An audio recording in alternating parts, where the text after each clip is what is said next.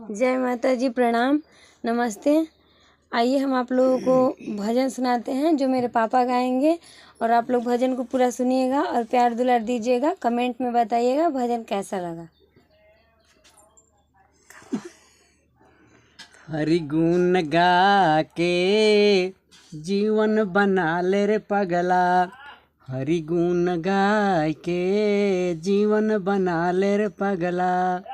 हरि के भजन ना कैल, हरि के भजन ना कैल, घर के न घाटक भैल। मानुष तन पाई के जीवन बना ले रे पगला, हरि गुण गाय के जीवन बना ले रे पगला। गौनिकाया जामिन गिध सेवरी हो गईली सीध, गणिकाया जामिन गिध सेवरी हो गईली सीध। धरती पयाई के जीवन बना ले रे पगला, हरि गुण गाय के जीवन बना ले रे पगला। कहेले दास गए तरी माहुर हो गईल मिश्री, कहेले दास गए तरी माहुर हो गईल मिश्री।